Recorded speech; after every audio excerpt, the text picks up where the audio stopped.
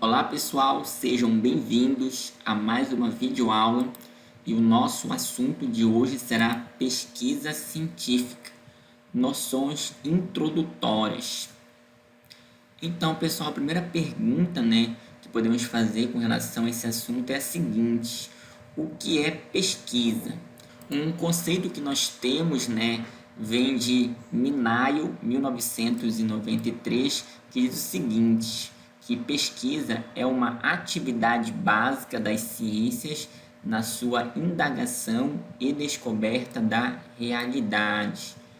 Além disso, é uma atitude e uma prática de constante busca que define um processo intrinsecamente inacabado e também, pessoal, permanente.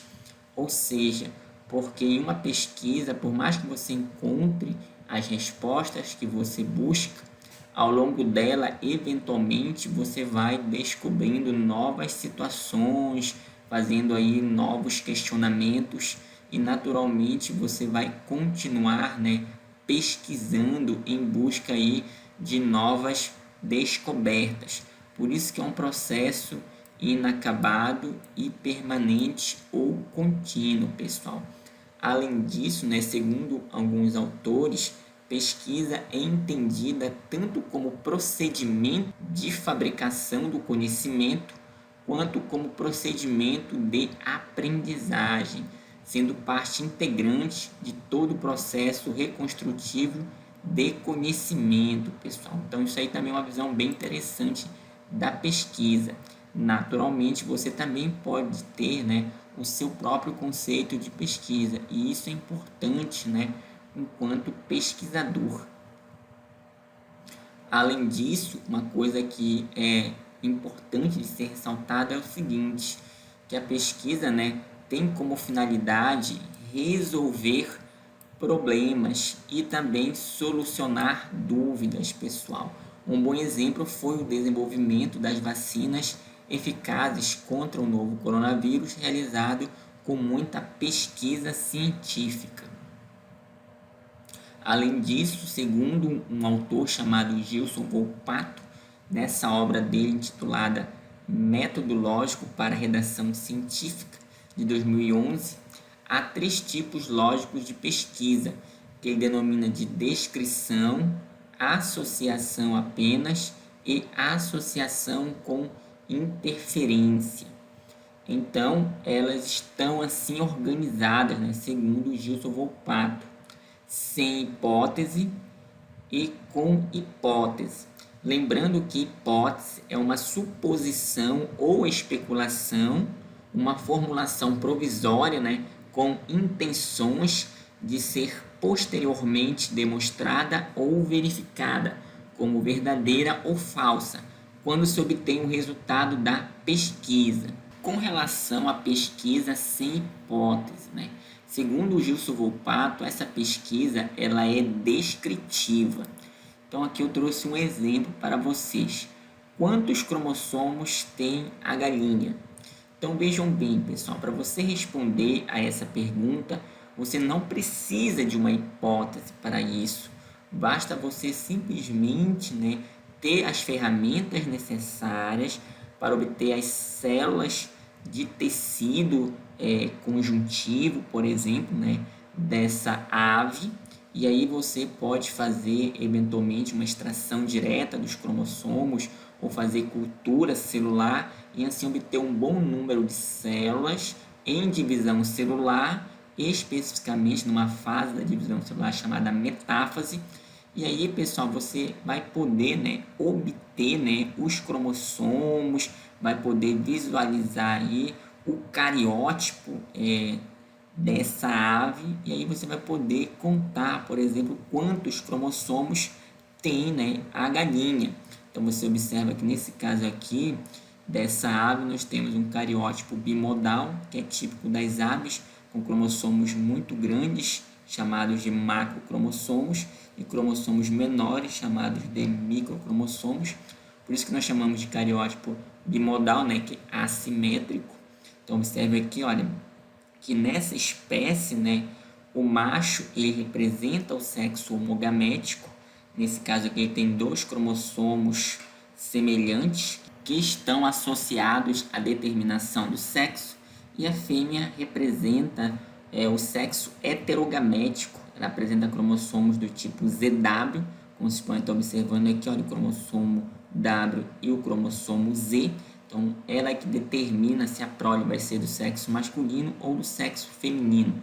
E observe aqui que o 2N é igual a 78 cromossomos, sendo nesse caso aqui 12 de macrocromossomos e 66 microcromossomos, pessoal. Então vejam bem que nesse caso dessa pesquisa, ela não precisa de hipótese. É por isso que essa pesquisa ela é dita sem hipótese, pessoal. Ela é uma pesquisa descritiva. A hipótese nesse caso aqui ela não é necessária. Basta você fazer essa análise direta e com isso obter o seu resultado. Já com relação a uma pesquisa com hipótese, pessoal. Então vejam bem, ela testa a relação entre 2 ou mais variáveis. Então você observa aqui, olha, que as pesquisas com hipótese, elas podem ser de associação, tudo bem? Sem interferência. Então tem um exemplo aqui para vocês. Escovação de dentes e cardiopatias, pessoal.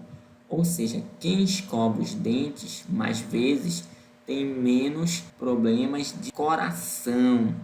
Veja, essa hipótese aí, Não significa que uma coisa interfere diretamente na outra, mas existe essa associação, ou seja, hipótese confirmada.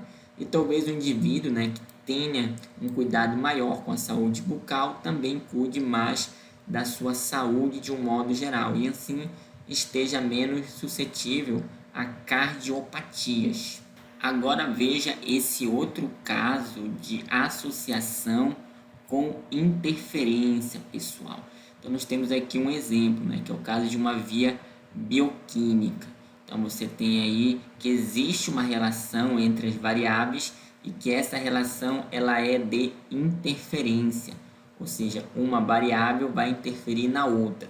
No caso aqui do exemplo, em uma via bioquímica, vocês podem observar aqui nessas imagens à direita do vídeo de vocês, a seguinte hipótese: o consumo de proteínas causa problemas de saúde em quem tem fenilcetonúria, pessoal.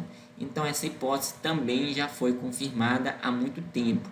Nesse caso, uma pessoa normal, como você pode observar aqui, olha, pessoa típica, apresenta enzima fenilalanina hidroxilase funcional, a qual transforma o aminoácido fenilalanina em tirosina. Mas o consumo de proteína e aí do aminoácido fenilalanina nas pessoas que não têm essa enzima funcional causa problemas de saúde, porque a enzima fenilalanina hidroxilase nativa não consegue produzir a tirosina, pessoal. E então ocorre um acúmulo de fenilalanina no organismo, gerando uma série de problemas de saúde. Veja que há uma associação com interferência, consumo de fenilalanina, presente aí nas carnes, que contém muita proteína, com problemas de saúde.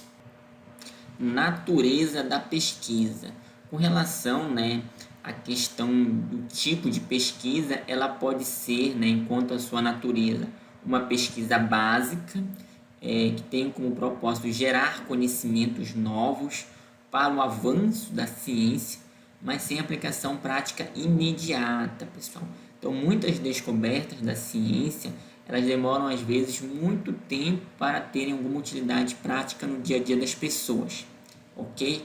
Além disso, envolve verdades e interesses universais, ou seja, essas descobertas da ciência, elas têm impacto no conhecimento, de uma forma bastante direta. Aqui eu trago para vocês, um exemplo de pesquisa básica, que foi a descoberta da estrutura do DNA e o seu papel, na hereditariedade.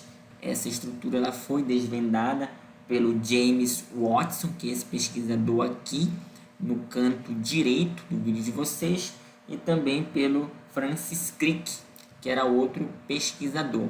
Então, esse conhecimento aí da estrutura do DNA ele foi importante, né, enquanto pesquisa básica. E o resultado desse trabalho teve impactos diretos em vários campos da ciência. Então vamos analisar agora aqui a pesquisa aplicada. Então tem como propósito, né, gerar conhecimentos para aplicação prática, dirigidos à solução de problemas específicos e também gerar produtos e processos. De um modo geral, envolve interesses de mercado, pessoal. Ou seja, muitas indústrias investem bastante na pesquisa aplicada a fim, por exemplo, de melhorar, né, os seus processos ou os seus produtos que são disponibilizados depois para a população. Então aqui eu trouxe alguns exemplos, como é o caso da utilização do conhecimento da pesquisa básica sobre o DNA para a utilização, né, desse conhecimento para fins práticos, como é o caso, por exemplo, do exame de paternidade, como vocês podem estar observando aqui no canto superior direito do vídeo de vocês, em que nós podemos observar que o DNA ele pode ser utilizado para resolver questões judiciais. Então vocês observem aqui, através desse padrão do DNA realizado por marcadores genéticos, você tem aqui, né, o que nós chamamos de fingerprint. Então nós temos aqui, olha, o padrão da mãe, o da criança, e aqui você tem dois suspeitos, né, de serem o pai dessa criança, né, o indivíduo A e o indivíduo B. E através desse padrão aqui, desses marcadores genéticos, você pode observar que o indivíduo B, ele seria nesse caso aqui, né, o pai dessa criança. Também o DNA pode ser utilizado em investigações criminais, né, como por exemplo nesse caso aqui, em que você tem o fingerprint da vítima. Observe aqui o padrão que foi apresentado aqui pelo material genético da vítima. Aqui você tem a amostra de DNA encontrada no local do crime, e aqui você tem o suspeito A e o suspeito B. Então, analisando aqui essa imagem, você já consegue perceber, sem muitas dificuldades, qual seria, né, o suspeito que apresenta aí um padrão de fingerprint semelhante ao da amostra de DNA encontrado aí no local do crime. Então, você observa que existe aqui, inevitavelmente, algumas semelhanças, né, como vocês podem estar aí observando aqui, olha, nesses padrões que são semelhantes ao DNA de ambos os indivíduos, mas existem alguns padrões que são particulares, como você pode estar aqui, olha, observando, né, esse padrão aqui único, né, e particular. Então, por isso, né, o DNA ele pode ser utilizado nas investigações criminais, pessoal, tudo bem?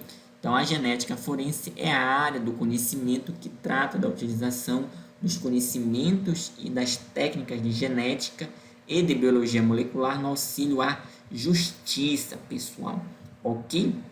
Além disso, nós também podemos observar o seguinte, né, que a pesquisa, né, com fins práticos, ela pode ser muito útil para a sociedade nas questões de saúde, né, além das questões que eu já mencionei anteriormente, como, por exemplo, a produção de vacinas, que são, né, um importante avanço aí da ciência na prevenção contra doenças. Além disso, você observa aqui também, né, a utilização da energia solar para a produção, né, de energia elétrica, como é o caso da utilização, né, dos painéis solares, pessoal. Então, observe quanta pesquisa foi necessária em termos aqui de pesquisa aplicada. Em relação à forma de abordagem, pessoal, nós temos a pesquisa quantitativa. Ela considera que tudo pode ser quantificável, o que significa traduzir, né, em números as opiniões e também informações para classificá-las e analisá-las, pessoal.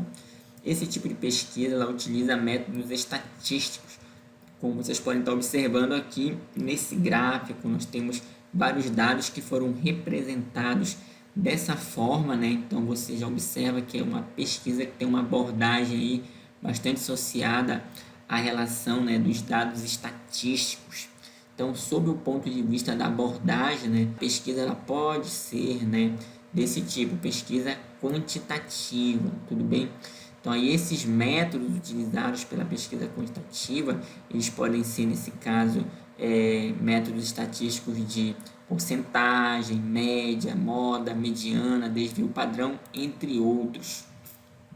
Nós também temos a pesquisa qualitativa, pessoal. Ela considera a existência de uma relação dinâmica entre o mundo real e o sujeito. É descritiva e utiliza o método indutivo, pessoal. É interessante ressaltar que o método indutivo tem como ponto de partida a observação para daí, né, elaborar uma teoria, pessoal. Além disso, né, o processo ele é o foco principal. Então aqui eu trouxe, né, a título de comparação para vocês observarem esses dois tipos de métodos. O método indutivo, né, ele vai partir aí do particular para o geral, e o método dedutivo ele vai partir do geral para o particular. Então aqui exemplificando, né, o método indutivo, nós temos o seguinte: os vírus, bactérias, protozoários, fungos, os vegetais e animais possuem DNA ou RNA como material genético, pessoal. Logo, todos os seres vivos possuem ácidos nucleicos, tudo bem? Lembrando que DNA ou RNA são ácidos nucleicos. Por outro lado, no método dedutivo, nós podemos observar o seguinte: João é um ser vivo, logo João possui ácidos nucleicos. Então você observa que nós vamos partir de algo, né, geral para algo particular, pessoal. Já que todos os seres vivos, como nós observamos, possuem ácidos nucleicos, naturalmente João, né, que trata-se de uma pessoa, também vai apresentar ácidos nucleicos. Então essa aí é a ideia, né, do método indutivo e do método dedutivo. E aqui fica uma questão, né? Você deve adotar na sua pesquisa, né, uma abordagem qualitativa ou quantitativa. Isso vai depender da sua proposta de trabalho, né? Da maneira pela qual se pretende analisar o fenômeno e o enfoque adotado, pessoal. Além disso, né, tem pesquisa que pode apresentar as duas abordagens também. Então, aqui a título de comparação, você observa alguns itens, né, da pesquisa quantitativa e da pesquisa qualitativa. Então, aqui você observa, né, a questão da inferência, né, dedutivo ou indutivo, o objetivo, a finalidade, né, entre outros itens que são importantes. E que você observa, né, o foco que é dado a cada um desses itens de acordo com a abordagem da pesquisa, pessoal. Observe, por exemplo, aqui, olha, análise dos dados, estatística e numérica. Enquanto que na pesquisa qualitativa, né, diferente da quantitativa, a análise dos dados é voltada para aqui, olha, interpretativa e descritiva. ênfase na análise de conteúdo, pessoal. Em relação, né, à pesquisa quanto aos procedimentos, é a maneira pela qual se obtém os dados necessários, né, para o seu trabalho. Então, com relação aos procedimentos, nós temos alguns tipos de pesquisa, pessoal.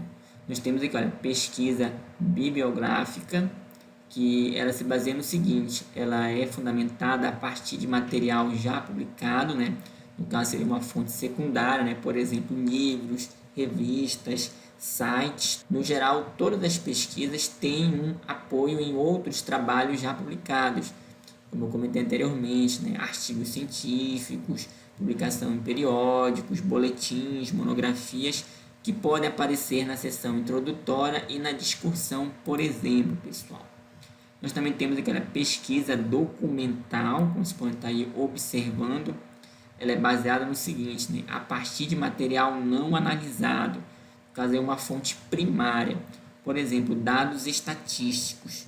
Então vejam bem aí, pessoal, materiais que não receberam tratamento analítico ou podem ser reelaborados nesse caso. Por exemplo, através da coleta de dados estatísticos em sites governamentais sobre o desmatamento dos biomas brasileiros, você pode tecer um panorama sobre a situação da sua região. Nós também temos a pesquisa experimental, pessoal. ela usa variáveis de controle sobre o objeto de estudo, pessoal. Então, pode-se fazer, né, a manipulação de condições e observação dos efeitos produzidos. Por exemplo, se você aumentar a quantidade de hormônio tiroxina em anfíbios, isso vai inibir ou estimular a metamorfose. Então, nós temos aqui, olha, um estudo de caso, né? É um outro tipo de pesquisa quanto aos procedimentos. Então, nesse caso aqui, observe o seguinte, né? É um estudo profundo de um ponto para detalhamento do conhecimento, ou seja, um caso específico. E aqui, né, citado aqui um exemplo para vocês, né? Testar um novo método financeiro. Nesse caso aqui, olha, pode-se usar o caso de apenas uma empresa. Nesse caso aqui seria uma amostra pequena. Então, é importante ressaltar que ainda existem outros tipos de pesquisa quanto aos procedimentos também. Em relação à pesquisa quanto ao objeto, pessoal. Então, nós temos a pesquisa bibliográfica, né, que tem fontes primárias e secundárias, e ela envolve várias etapas, pessoal. Como, por exemplo, olha, a escolha e delimitação do tema aí do seu trabalho, a coleta de dados, né, que é uma etapa que vem depois de você saber sobre o que vai ser o seu trabalho, a localização das informações, se você vai extrair ela, por exemplo, aí de sites, de livros, de revistas, documentação dos dados, né, quando você vai pegar todas essas informações aí, fazer as suas anotações, se organizar da melhor maneira para poder utilizar esses dados que você está coletando. Nós também temos a seleção do material, o plano de trabalho, no caso aqui numerado em tópicos, que vai também depender do seu tipo de pesquisa. E também a redação das partes que compõem o seu trabalho acadêmico. Além disso, é importante sempre fazer uma leitura crítica e também fazer uma revisão, né, do trabalho ao final do mesmo. Além da organização das referências, né, que é um item obrigatório aí dos trabalhos acadêmicos. Nós também temos aqui, olha, a pesquisa de laboratório, geralmente se refere à pesquisa experimental. Então, nesse tipo de pesquisa é possível produzir ou reproduzir fenômenos naturais sob determinadas condições pré-estabelecidas. Por exemplo, é possível no laboratório cultivar células eucarióticas e avaliar, né, pessoal, os danos ao DNA causados por determinadas substâncias químicas, reproduzindo um fenômeno natural que pode estar ocorrendo na natureza. Nós também temos a pesquisa de campo, né? Ela objetiva coletar dados em campo, pessoal, onde ocorrem espontaneamente os fenômenos. Por exemplo, você quer saber em quais meses do ano ocorre a migração de uma espécie de ave, né, na sua região. Então você precisa, né, ir a campo para saber isso, fazer os registros e aí com isso obter os dados para a sua pesquisa. Em relação às etapas da pesquisa, pessoal, o projeto de pesquisa deve responder às seguintes perguntas. O que pesquisar? Quando você souber essa resposta, você vai ter aí o tema da sua pesquisa. Aí vem uma outra pergunta. Por que pesquisar, né? Ou seja, por que você quer fazer esse trabalho? Então, aí, quando você tiver essa resposta, você vai ter construído a problemática. Para que pesquisar? Então, a resposta a essa pergunta vai ser encontrada na justificativa. Ou seja, quais são as contribuições que o seu trabalho pode dar para resolver essa problemática. Como pesquisar?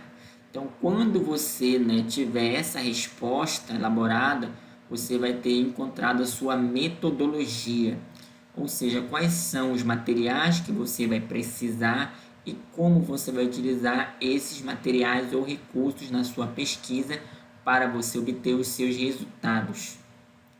Com que recursos, pessoal?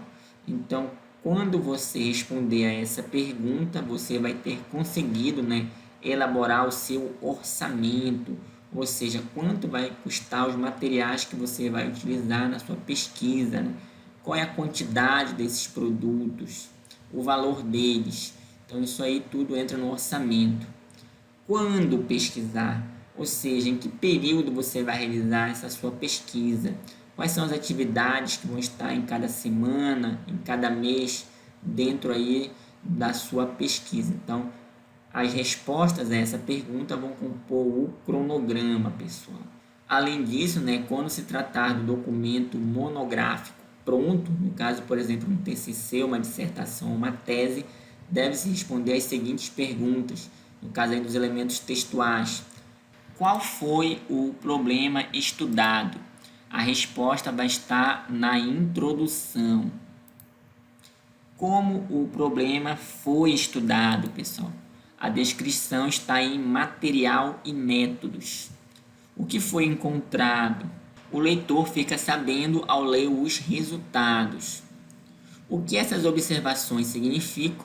A explicação está no segmento discursão, quando você compara os seus resultados com o de outros autores, e aí você consegue obter aí as suas conclusões, né, do que pode eventualmente significar aí os seus dados. Aqui eu tenho uma proposta para vocês, né, de ordenação dos itens, tanto numa pesquisa quantitativa quanto numa qualitativa, né? Observe aí elementos textuais nas pesquisas quantitativa e qualitativa. Naturalmente aqui somente a ordem que vai mudando. Observe aqui que você tem, olha, introdução, material e métodos, resultados, discussão e conclusões em uma pesquisa quantitativa. E eventualmente você tem, né, essas seções numa pesquisa qualitativa. Naturalmente eles vão ter apenas uma apresentação diferente, né? Como por exemplo a introdução, que pode ter todos esses itens aqui, desenvolvimento, né? Contendo aí resultados de discussão e as conclusões, pessoal. É sempre bom ressaltar que ainda existem outros tipos de pesquisa, mas os apresentados estão entre os mais comuns. E muito obrigado pela atenção.